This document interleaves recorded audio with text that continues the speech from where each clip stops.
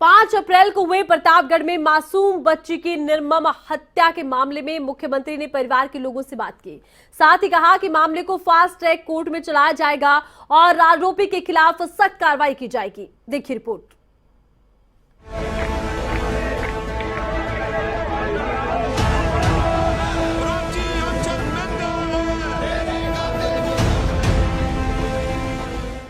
पांच अप्रैल का वो दिन जब ऊना के प्रतापनगर की एक बेटी की निर्ममता से हत्या कर दी गई। आरोपी ने पहले उसकी अस्मत लूटने की कोशिश की और जब उसने विरोध किया तो पेपर कटर से उसका गला रेत दिया। बाजू और पेट पर मासूम के शरीर पर कई वार किए गए। तो इसी से अंदाजा लगाया जा सकता है कि एक हंसती खेलती मासूम की जिंदगी कैसे खत्म कर दी गई। इसके बाद लोगों का गुस्सा फूटा। पुलिस थाने के बाहर जोरदार प्रदर्शन किया गया। हिमाचल की बेटी को इंसाफ दिलाने और उसकी आत्मा की शांति के लिए कैंडल मार्च तक निकाला गया। दबाव बढ़ता देख पुलिस ने आरोपी को धर दबोचा। वहीं बच्ची के पिता ने भी कानून पर पूरा विश्वास जताया। पूरी तरह से ब्लाइंड मर्डर था, जैसे आपने कहा। इसमें कोई भी हमको ट्रेस स्पेसिफिक वहाँ पे नहीं मौजूद था। हमने सबसे बड़ा एविडेंस हमारे पास या सबसे बड़ा शक करने का हमारे पास रीज़न ये रहा कि वहाँ पे एंट्री जो है वो किसी नोन व्यक्ति की हमको लग रही थी, जो कभी ना कभी मिला हो लड़की से या जानता हो। किसी अनजान व्यक्ति की नहीं लग रही थी, क्योंकि वहाँ पे एंट्री जो है वो दरवाजे खोल के ही हुई है। साथ ही साथ ये चोरी का मामला भी इसलिए नहीं लग रहा था क्योंकि चोरी के लिए वहाँ पे कोई भी सामान इस तरह का गायब नहीं था। इसके बाद हमने सीडीआर और कॉल रिकॉर्ड और सीसीटीवी की फुटेज से और जो आसपास के लोगों से जो वहाँ पे काम कर रहे थे, खासकर कुछ मजदूर जो वहाँ पे काम कर रहे थे, उनकी मदद से जो है हम फाइनली इसमें पहुँच पाए हैं। फर्दर इन्वेस्टिगेशन इसमें कंटिन्यूड है। हमारे पास जो है साइंटिफिक एविडेंसेस, डीएनए इत्यादि जो है यहाँ पे प्रेजेंट है एज एविडेंस, तो हम इसमें फर्दर इन्वेस्टिगेशन। मैं सबसे पहले एसएचओ साहब, डीएसपी साहब, हमारे जो एसपी हैं, police has really effectively done its duty, and within 3 days they have located the victimized there. Accused को उन्होंने पकड़ा है। मेरा पूरा विश्वास कानून पर है। मुझे पता है law will take its own course.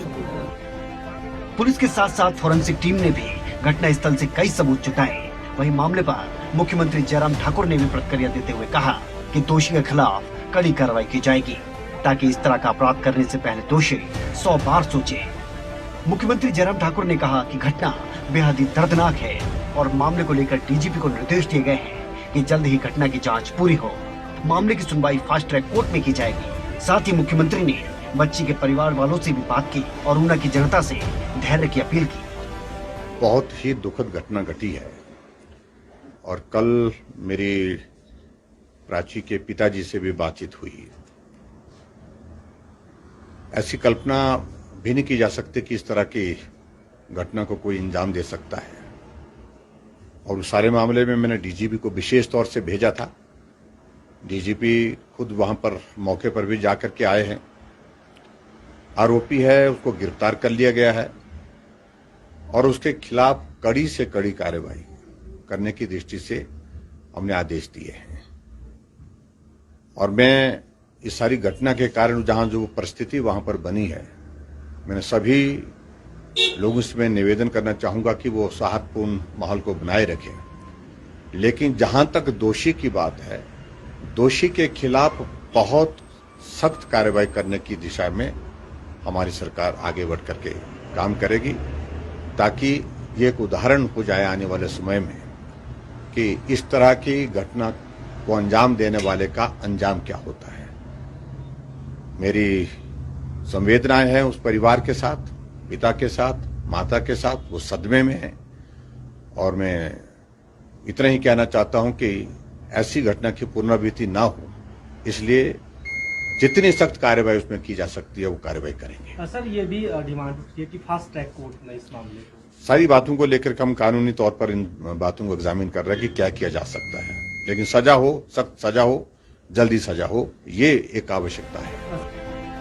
मामले में कैबिनेट मंत्री वीरेंद्र कंवर ने भी प्रतिक्रिया देते हुए कहा कि आरोपी को गिरफ्तार कर लिया गया है और शासन प्रशासन इस मामले पर पूरी नजर बनाए हुए है।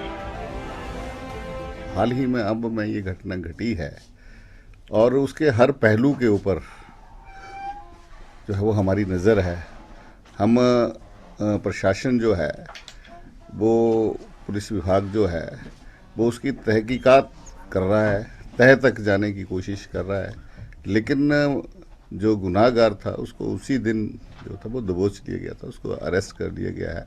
लेकिन फिर भी हम उसकी जो तहकीकात है वो गहराई से कर रहे हैं कि कहीं और कोई एंगल तो नहीं इससे जुड़ा हुआ है। ये प्रशासन जो है वो इसके ऊपर कार्रवाई कर रहा है। हिमाचल की बेटी के साथ हुई इस घटना ने ऊना समेत पूरे हिमाचल को हिलाकर रख दिया।